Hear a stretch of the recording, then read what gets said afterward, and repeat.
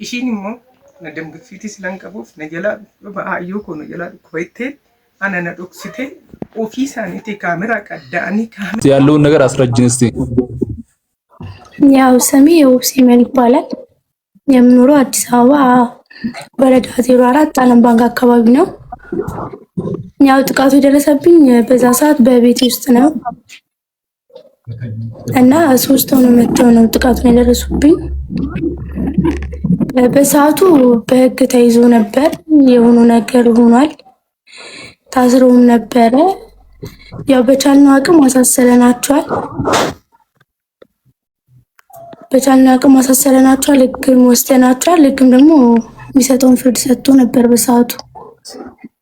ማን ናቸው እነሱ? ምንሽ ናቸው እነሱ ለአንቺ? ያው ከሶስቱ አንዷ ጓደኛዬ ነበረች። በተደጋጋሚ እንደዛ ስትመታሽ ምን ማለት ምን በምን ምክንያት ነው? ጥላላችሁ በመሃላችሁ ተጣልታችኋል ወይስ ሌላ የተጣላ ነው ከአንዷ ጋር ነበር። ያው ሌሎቹ ያገባል። ሌሎቹ እንደ አጋዥ ሆኖ መጡ እንጂ የተጣላ ነው ከአንዷ ጋር። እንደዚህ የሚያስመታጠል አይደለም። ያው ጓደኛሞች ይጋጫሉ፣ ተጋጨን በቃ። ያ ድብደባ ለሁለት ጊዜ ነው ለብዙ ጊዜ ነው በተደጋጋሚ ሲመቶሽ ነበሩ? አንድ ቀን ነው። አዎ ኦኬ።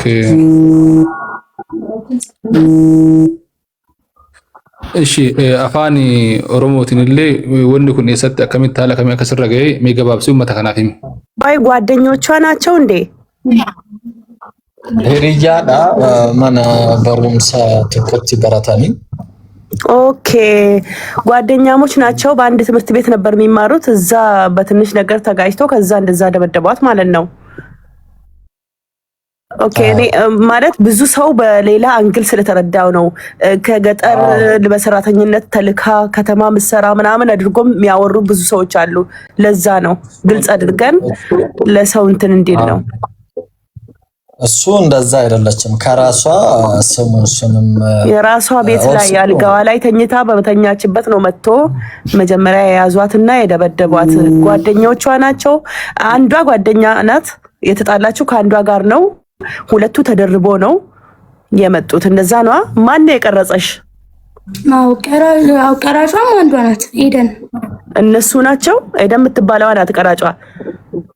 ያቺ ስትመታሽ የነበረችው አስቆማ ፍርዶስና ሃኒ ናቸው ሁለቱ። ኦኬ አንቺ ከማን ጋር ነው የተጣላሽው? እኔ ከሃኒ ጋር የተጣላሁት። ኦኬ ምንድነው ግን የጸባችሁ መንስኤ? ያ በቃ በጓደኞቹ እንዲህ ብለሽኛል አሉ ባሉሽ ነው የተጣላ ነው። ኦኬ ከዛ በቃ ተኮራረፍን። ያው ሁሉ ነገር በሩ ይከፈታል። ሲጀመር በሩ ነድ ሲሾለክ ይከፈታል። ቆርቆሮ ነው። ማዘር አልነበሩም ቤት? ማንም አልነበረም ቤት። ማዘርም አልነበረችም። እንጀራ ልጋገር የሰው ቤት ሄዳ ነበረ። ጎረቤት ደግሞ ስራ ሄደው ነበር። እኔ ደግሞ ተኝቼ ነበር።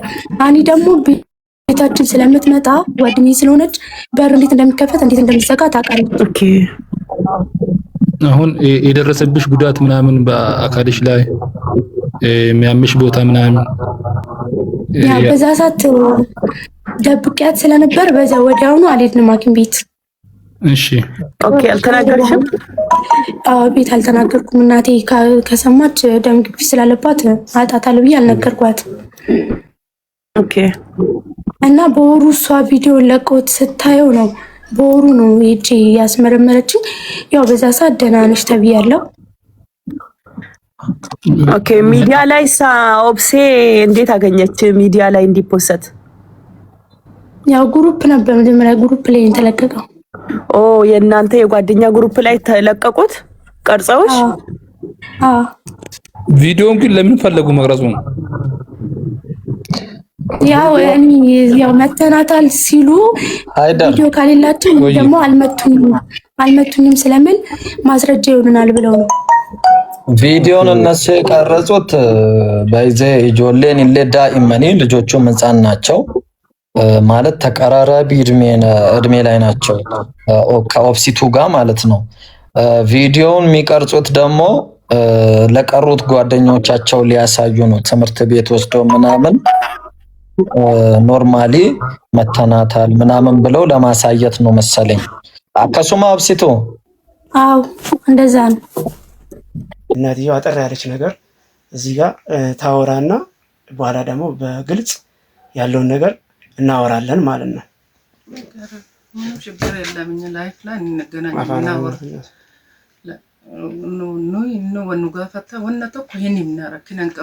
እናትየው ንግግራቸውን የሚጀምሩት እኛ በሰው ላይ ያደረስነው ምንም አይነት ጥፋት ሳይኖር ለምን እንዲህ ያለ በደልና መከራ ውስጥ እንድንኖር ይደረጋል በሚል ምሬት የተሞላ ጥያቄ ነው። ጥፋተኛ አድርገው ቢፈርጇትም ልጅ ምንም ያጠፋችው ነገር የለም ይላሉ። ይልቁንም ልጅቷ አብራቸው በነበረችበት ጊዜ እንኳን ሳይቀር ምግብ እንኳን ወደ ሌላ ሰው ቤት ሄዳ እስከ መብላት ደርሳ በግፍና በበደል ውስጥ ትኖር እንደነበር ገልጸዋል። ልጅቷ ያን ሁሉ በደል ችላና ተቀብላ በፍቅር የወጣች ቢሆንም ከጉዳዩ በኋላ ሽማግሌና የሀገር ሰው እባካችሁ ነገሩ ይብቃ ታረቁ ሲላቸው ለሰላም ሲሉ ታርቀው ወረቀት ተጽፎና ተፈርሞ የተጠናቀቀ ጉዳይ እንደነበር ያብራራሉ። ልጅቷ ቀድሞም ቢሆን በህመም ላይ ያሉትን እናቷን እንዳይጨነቁብኝና እንዳያማቸው በማለት የደረሰባትን መከራና ጭንቅ ሁሉ ራሷ ላይ ውጣ ለእናትየዋ ሳትናገር ደብቃ ትኖር እንደነበር በከፍተኛ እንባና በሀዘን ተናግረዋል።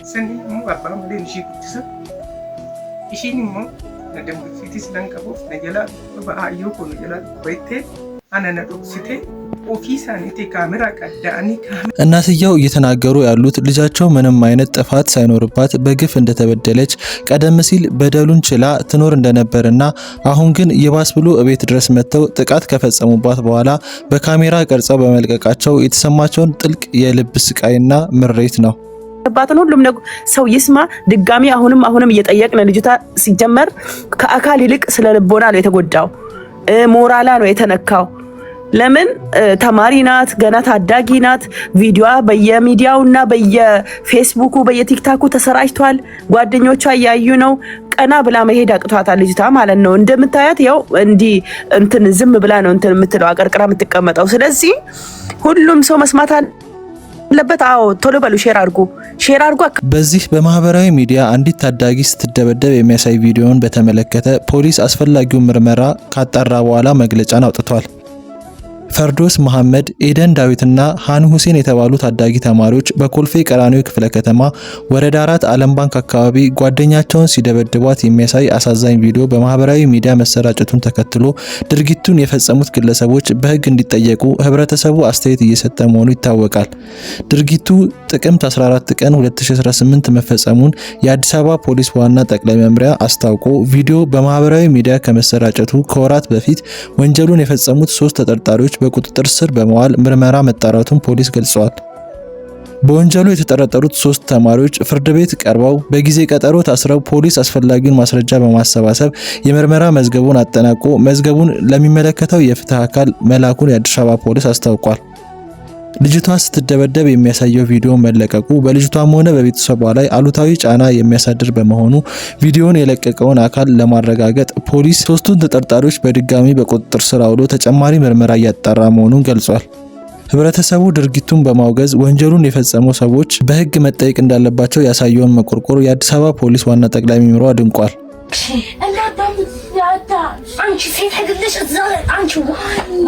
ተጎጂዋ ልጅ በገዛ ቤቴ በገዛ አልጋዬ ላይ ተኝቼ ሳለው መጥተው ሲያንቁኝ ሲያንገላቱኝ እና ከቤት አውጥተው ግቢ ውስጥ ድብደባ ሲፈጽሙብኝ አማራጭ ስላልነበረኝ ለነፍሴ በመስጋት ዝም ብዬ ተቀብያለሁ በማለት የተናገረች ሲሆን በአሁኑ ወቅት ከፍተኛ የስነ ልቦና ድንጋጤና ስቃይ ውስጥ በመሆኗ አጣዳፊ የስነ ልቦና ሕክምና ወይም ሳይኮሎጂካል ሰፖርት እንደሚያስፈልጋት ተገልጿል።